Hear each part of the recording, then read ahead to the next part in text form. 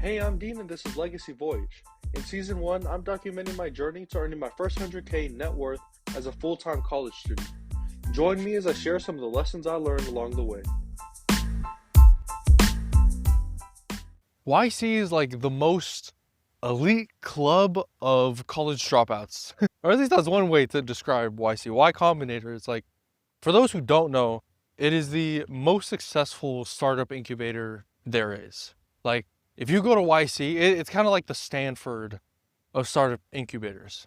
So it's that stamp of approval for startups to be like, okay, a ton of investors looked at our idea, looked at our team, and they gave us the okay. Last week, some fools from YC, they came over because they're doing this big college tour where they're visiting a bunch of colleges. So they came over to Northwestern and they were hosting this little event, and it's supposed to be a pretty show. The only caveat was that they didn't have enough seats, or at least I didn't think they had enough seats. So you had to RSVP for the thing, and then once you RSVP, they send you a little thing talking about, okay, you can come to the event, and they sent you all the info. So I applied weeks before the event, and then a couple weeks passed, probably 2 weeks before the event, they started sending out these confirmations. And I noticed all these confirmations, they were going to the CS kids. And I'm a philosophy kid, so I'm like, oh yeah, I'm definitely not getting into this thing. But the day comes and they send out, like the day before, they sent out some info about the event. They're like, okay, actually it's open to everyone. So I was like, okay, cool. It's open to everyone. Should be chill. I find out that there's this like exclusive dinner that's on the DL. It's a private thing where the guys from YC, they're all gonna be there. They're gonna have free food. And they invited all of the builders on campus. Now, I honestly didn't know what this was all about, but I found out that they started reaching out to cracked fools who didn't even apply to come to the event. Like, one of my friends shot me a message talking about like, hey, do you know who this guy is? And I was like, oh yeah, that's the YC guy. And then she's talking about, how did this fool get my email? So they just started reaching out to all the cracked fools they could try to convince to come to this event.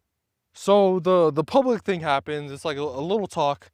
I'll talk about that more after.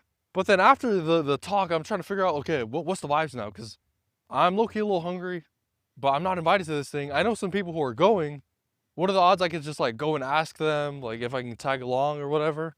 And I ended up just like sending it. Didn't ask them nothing. Just pulled up to where it was happening. And the place where it was happening, it was like this bar, but there was a back room to the bar. So you just walk in and then you go to the back room, like, yep, free food. But my justification was that it's a YC thing to do, you know? It's like getting into rooms that you're not supposed to be in. That's what YC is all about. So that was my justification. But the more of the actual takeaway from this story, while we're at this event, literally the whole night, the main guy, I think his name was Brad. But Brad, like, he really knew his stuff. Whenever any of the students asked questions, like, he always gave them such great answers. Or at least what I thought was great answers. And so at this, like, after party dinner thing, like, literally, people would just be sniping him. Like, I remember we were in line, and then some people came out of nowhere and just started talking with him. But a whole bunch of kids just went up to him, asked him all the questions they could, and then he answered them. But specifically, when I was talking with him, there was another kid who was asking him these questions like, hey, well, what do you think of my app? Like, pulled out his app. It was a pretty sick app. Pulled out his app, like, showed him the UI, like, well, what do you think about this? And then Brad, the YC dude, he's like, well, honestly, I don't know anything. And that kind of hit me for a second. I was like, wait, what? He's like the YC guy. He knows everything. He's been answering questions all night. But he continued, he said, at YC, we don't know anything. We just know the moves. We know how you can get the right answers. So when the kid showed him the app, instead of like giving him a straight up answer, Brad, he started asking questions like, okay, well, how many users do you have? How do you track those users? How do you know whether they're engaged or not? How are you getting the word out there for this thing? Basically, he was asking, you tell me, in a way. He's like, I don't know the right answers, but I know how you can get the right answers. And I thought that was pretty, I don't know, that took me back a little bit. Because I think in some ways, like, philosophers are the same way. They're always trying to get at what the right answer is. But at the end of the day, like, most of them would probably say like, oh yeah, I don't have any of the answers, but I know how to get at the right answers. And that's by asking the right question. That's by like thinking critically about arguments and premises and trying to figure out what's actually true. Now, admittedly, I think some philosophers would say like they don't even know how to ask the right questions, or they don't even know how to get the right moves or whatever. But the premise of it still applies, I think.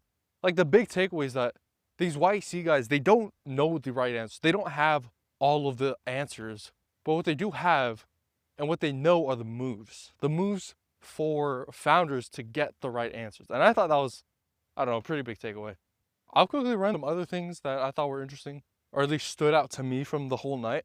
One thing he mentioned was a huge recommendation for all the students to work on projects. Like instead of calling them startups, because the term startup has like all this connotation, all this weight, all this baggage with it. But he said instead of working on startups with your friends, just go work on projects. Go work on projects, because anyone can do a project. Like a project is just whatever. It's a project. And if it doesn't go well, then you just like move on to the next project. So that kind of stuck with me, and now I'm just working on a whole bunch of projects. Another thing he kind of touched on was this idea between, or this difference between demand and technical risk, or demand and execution risk. This kind of ties into another thing that was really focused on most of the night, was like, where are you placing your bets? And so for this specific example, it's interesting because the question comes, where are you placing your bets? Are you placing it on the demand risk or technical risk or execution risk? Briefly, demand risk is like when there is a risk about whether customers will actually want this, and then execution risk is a risk on whether I can actually execute and do this. Like an example would be something like Uber or Airbnb. Those are both, I don't know, pretty high demand risk. Like you really don't know whether strangers would be willing to live with other strangers or drive with other strangers. On the other hand, you have something like supersonic jets, for example, or supersonic airplanes. That's something that I think like everyone would want, like a faster airplane. Wouldn't it be so nice to just hop on like a Delta flight and it takes you across the world within, I don't know, 10 hours, 5 hours? I don't know how fast supersonic is. But that's an example of technical risk, execution risk. The risk isn't whether or not people are willing to pay for it. The risk is whether we can actually like fulfill on this. And so what they're talking about is like, it's really important to figure out where you're placing your bets and where you're willing to place your bets. So for them, they recommended you always want to place your bet, or you would probably want to place your bet more on the execution side rather than the demand side. Because if there's no execution risk and it's like super easy to do, but no one is there, no one's willing to pay for it, then like there's no point of doing it. And then the final thing that stood out from that night is how important teams are for YC. And this makes sense because it's early stage investing. And I think I explicitly knew this. In early stage, the team is a lot more important than the idea, but really understanding the impact of that. Like, for example, one of the YC alumni, he's also a NU alum, he came and he told his story. And his story was this. Coming out of college, he was working on this like Twitch thing for gamers and how gamers can have these unique trading cards or something along those lines. And so he built this thing. I think within the first month, he made something crazy like 30K or something. He applied to YC, got in, and then was working on it for the entire batch of YC. But then come demo day is like the big thing that everything culminates into. So after demo day, that's when you like raise your rounds. And they pitched to something like 1,400 investors. But during his batch with this Twitch trading card thing, he foregoed demo day because they weren't able to replicate the same success they had. And so they were just like stalling and failing, and they were just like done for. But after the batch, one of the YC mentors, the YC group leaders, hopped on calls with him. I don't know how often, but hopped on calls with him to help him, like keep the team going. Because the YC investor, he told the founder this. He said, I didn't invest in you because of your Twitch trading card startup idea. I invested in you, because of the team. And he said, now let's figure out what you're going to work on next. So over the next couple months, they started iterating through ideas to work on. Eventually, that founder found a new idea, built it, and scaled it. So now he's like killing it with a big old startup in New York. Not sure how big it is, but it's at least a lot better than his first startup that like completely flopped. But that story really stuck with me to understand how much they invest in their teams. Way more than merely ideas. But that was the story for this episode. Moving on to doubles of the week. These are 2 dubs and 2 L's I took over the past week. First dub, I thought the YC thing was really cool. I was not supposed to be there for that, at least for the dinner part, so it was pretty cool being able to pull up good food, pretty good takeaways, so that was a dub. And then another dub is over the weekend, I built learningtonguing.com. Now, technically, I've been trying to build this app, like, I don't know, for a month or something, maybe longer. But this past weekend, I finally sat down because I like kind of vibe coded the first versions of it. They were really bad. And then I finally sat down this weekend. I think it was on Thursday or Friday. I made the Figma file, made the whole design, and I was like, okay, now is the time. So I spent the whole weekend just grinding on that thing. And this connects to the L is because my sleep is absolutely thrashed from how much I locked in building the app. There was one night where I stayed up literally till 5 in the morning just working on it. And it's this kind of like flow state, but also like stubbornness. Because I remember it was like this problem that I was trying to figure out, but I couldn't figure it out. And it was so simple. But because of my inexperience, I just didn't know what I didn't know. That's one of my blind spots. A more experienced programmer would have been able to figure that one in like literally seconds. Took me hours.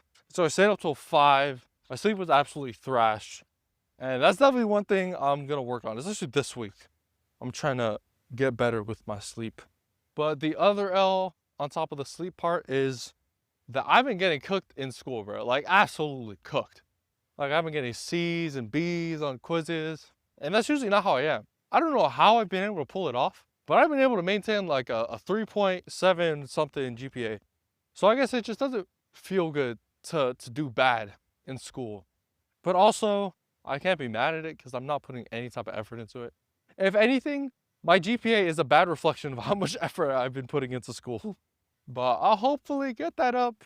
Honestly, GPA isn't my highest priority. I just realized the other day, bro, GPA is a myth. I just realized that. It was like it was a big epiphany moment. Like, GPA is a myth, bro. Yeah, we'll see how I figure out school stuff.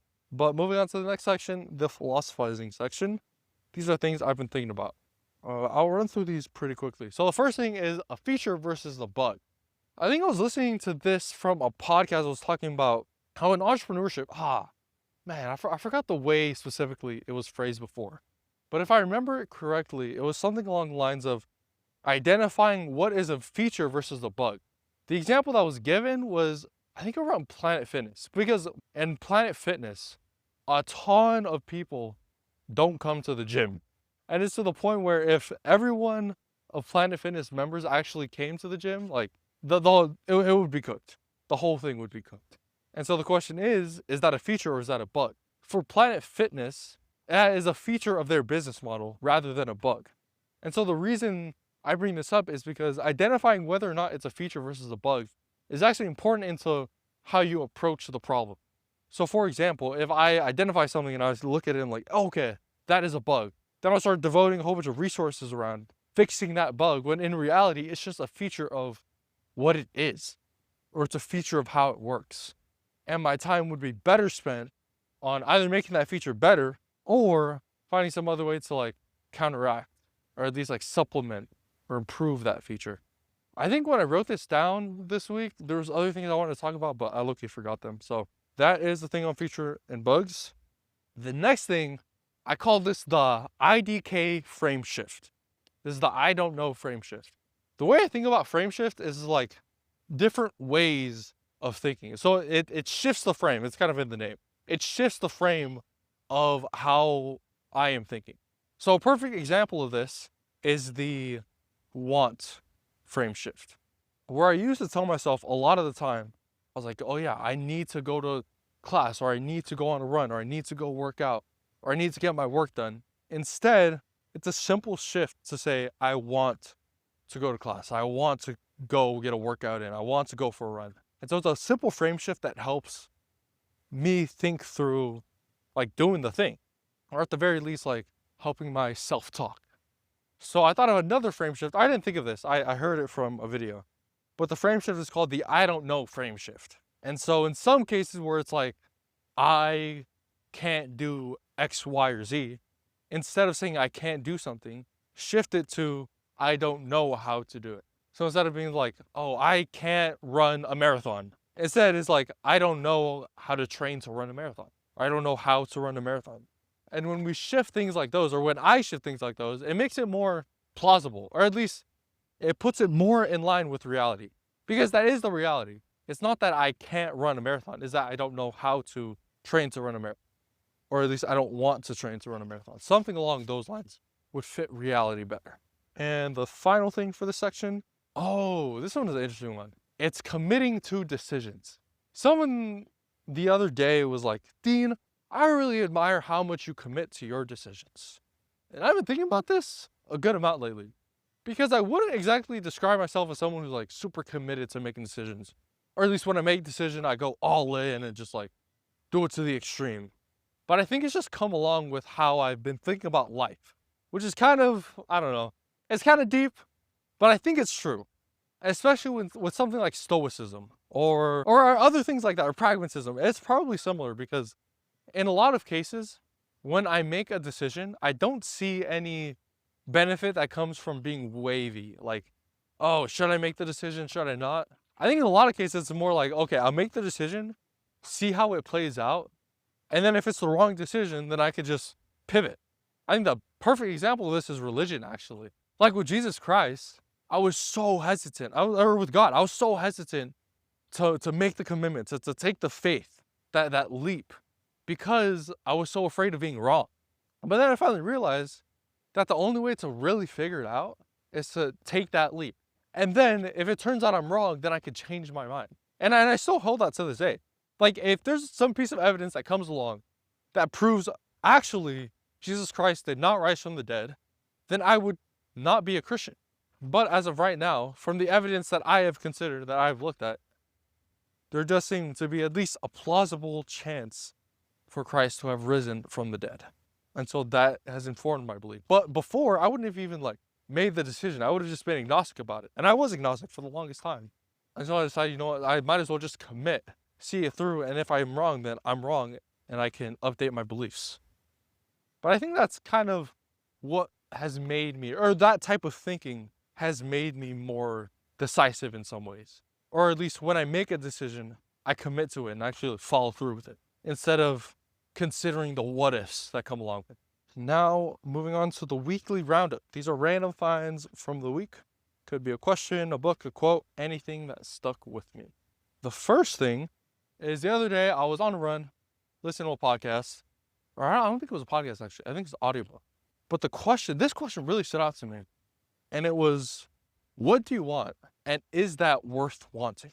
So there's two parts of this. The first part I think is pretty simple. Or at least on the face of it, it seems pretty simple. It's like, what do I want? I don't know. I want food right now. I'm kind of hungry. I want a family. A family would be kind of cool. Things like that. It's like, okay, what do you want? Cool. But the second part of this question is actually like way, way more important. And it's a way tougher question as well. Is that thing worth wanting? And the reason I think it was talked about in the book, and the way I have heard this talked about before, is that when we just go about our life without thinking about whether what we want is worth wanting, then we start wanting what other people want. Or at least we start wanting what we think we want, when in reality, it's not what we want to want. Okay, I think I just, like, I think that made sense. Even though I said want a ton of times, but I think that makes sense. Because I remember reading an article, something about like, what do you want to want? And this is kind of getting at the same question, like, okay, there's one level of wanting something, that's like the surface level. But what's deeper than that is whether or not that thing is worth wanting in the first place. And I think this gets down to a more fundamental philosophical question about like, what is intrinsically good? What makes something valuable? Or what is the good? And for me, because I ground it in God, it would be something related to that. And so the thing that I want is to become my dream self, which is Jesus Christ. Or at least try to become more like Jesus Christ. And I think it's worth wanting because, I don't know, that is like the good. That is literally grounded in God. So whatever that means for you, I'm curious how atheists would answer questions like these. I think it would probably be something along the lines of like, I want like a family. Some people would say family, some people would say something like money, because yeah, I'm actually curious. I'm gonna ask some people their thoughts on this. But that was the question for this week. The next thing is a podcast I listened to from My First Million. But this one was interesting because they brought on a guy who runs the Founders podcast. Dude, I forgot his name. That's crazy. But there's this guy who runs the Founders podcast. It's basically like autobiographies of past founders, or even current founders, but it's autobiographies of founders. He tells their stories. And his number one recommendation from all his, like, I think he's at 400, 500 biographies now. But his number one recommendation is the biography of James Dyson, the dude who made the vacuums. But this dude Dyson, and his story is actually insane. So I went through and I listened to like all the founders podcasts on James Dyson. And it's quite the insane story. So I would definitely recommend checking it out. I won't tell the full story, but the gist of it is that the dude went through some things, like some tough life struggles. His dad passed when he was super little. His mom died young, but that was at least when he was an adult. And he went through so much adversity and so much tough times to actually create the company Dyson today, which is worth like a ton of money, and it's all privately owned too. At least I'm pretty sure it is. But he's like literally one of the richest guys ever. But if you look at his story, it's actually so cool. Because it was something like in his 30s where he made the epiphany to like go out and build something new. And it wasn't until 14 years later where he was able to actually make that thing.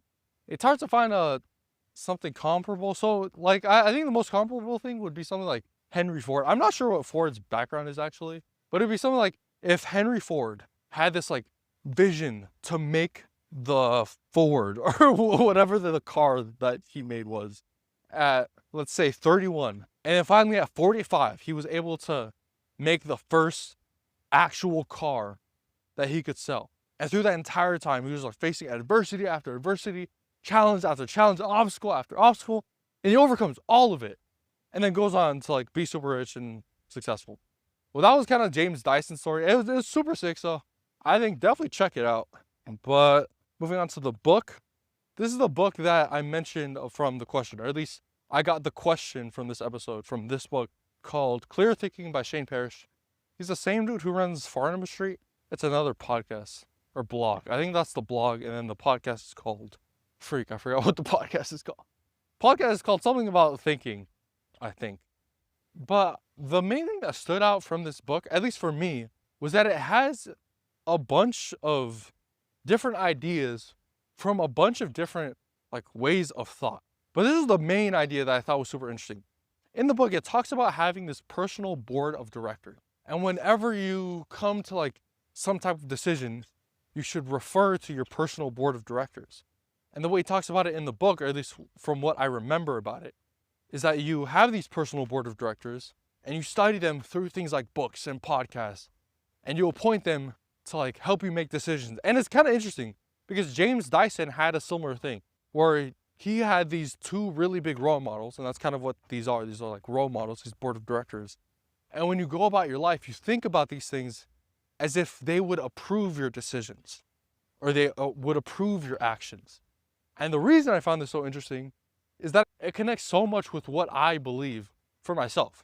This idea of exemplar virtue ethics, where in life we choose some of these exemplars and we live our lives by trying to live out the virtues that they embody. The easiest example for me is Jesus Christ. Like, some of his virtues are what I pursue. They're what I want to embody.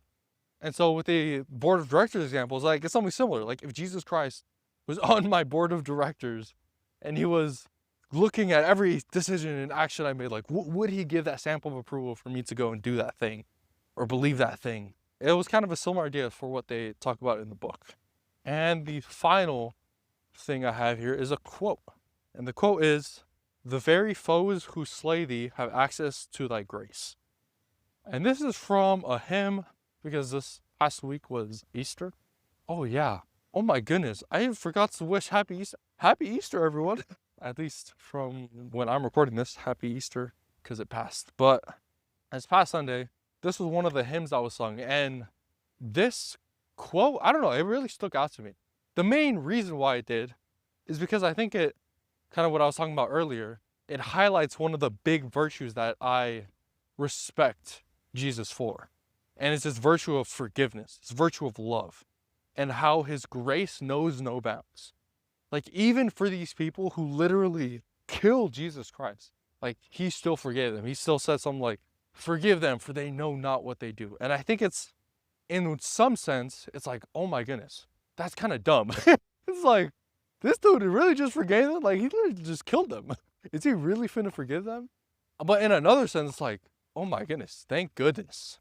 Because what if that was me? What if that was you or me who was doing this grave sin, like literally the worst of the worst, but still having this arm stretched out to us saying like, you still have access to my grace. I think that was pretty powerful. And that kind of connects to the next section, which is my life update, starting with my God, then myself, my people, then my work. And I think, especially after going to church this past weekend, even though I wouldn't consider myself Mormon, I think still going to church and like being surrounded by other people who, on the face of it, believe in Jesus is pretty helpful, or at least helps me slow down and reconsider things like that. And also, I will add, the app that I built, learningtongan.com, was very, very helpful because now I use it every night. And the way it works is it's like the English version on one side, the Tongan version on the other. And if I read a Tongan word that I don't know, I can click on it, see the translation, and then I can add it to flashcards and practice and study. So that's pretty helpful, I think.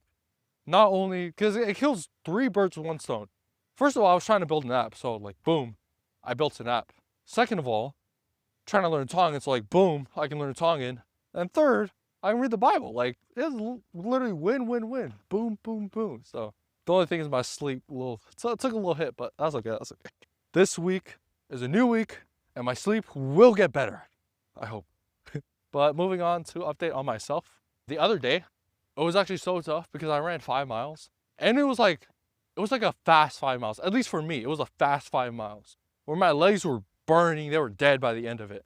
And then my smart self, I pull up to practice, and then they're running. I'm like, bruh.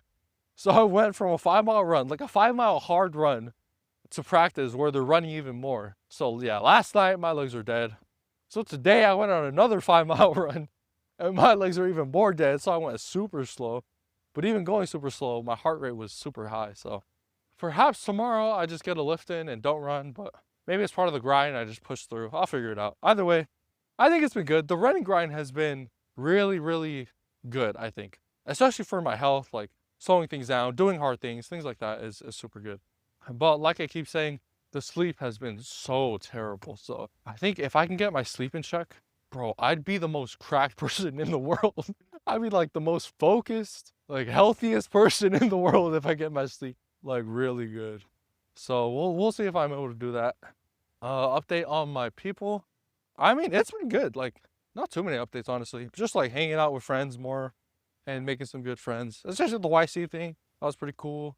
Oh, this weekend, actually, I'm going to Utah for my sister's grad. So that'll be another time to focus on my people.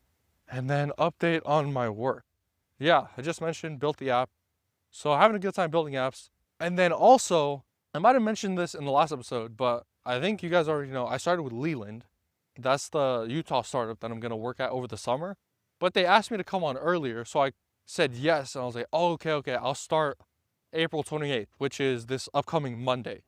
So I recently sent a message to the guy over at Roundabout who like hired me on. Was like, hey, here's the deal, here's the situation. I think it would be best for me to take a step back from Roundabout. So he said yes. It was like, pleasure working with you. And we're hopping on a call tomorrow, I believe, to work some things out, talk things through. So yeah, I think that's a dub because honestly, I haven't been doing that much stuff for Roundabout. Like even ever since I came on board, I didn't do that much stuff with them. And with Leland, I'm dedicating like 20 hours on the contract, which I signed. It was the offer letter they gave me. I signed it before I read over it, which is probably dumb. Probably don't do that. But I signed it and then read over it. I realized that I signed for 30 hours a week. I only allocated 20 hours a week. So we'll see how I'm able to lock it in because I got papers coming up, exams coming up. So we'll see how it goes. I trust myself to get things done. Either way, I'm going to have to lock in this week and try to knock out these papers. But excited to start with Leland. Potentially, I might visit them on Friday today. Not today, but this week. But I don't think I'll be able to because I got the graduation and stuff. But excited to see what work I do with them and where things go over there. And then also update on, I guess, this podcast. I'm trying to do these more frequently. So do them on like a Monday or at least a weekend and then post on Monday. So we'll see. But I think it's probably better to do these on Wednesdays. But I'll figure something out. I at least think that doing them weekly would be better for me to like when I'm listening back through to hear the nuances of the story. Because when I do like month podcasts, like podcasts with a month in between, so much stuff goes down and I can't tell like the story or like the uncertainty that happens in between everything. Because that's part of the reason why I think doing these podcasts is so cool every week. Because I can hear the uncertainty of life, where I was a year ago, and all the decisions and all the thinking and how my decision making develops in everything. So I think I'll try to do that. But either way, I'll keep chugging ahead. Catch y'all later.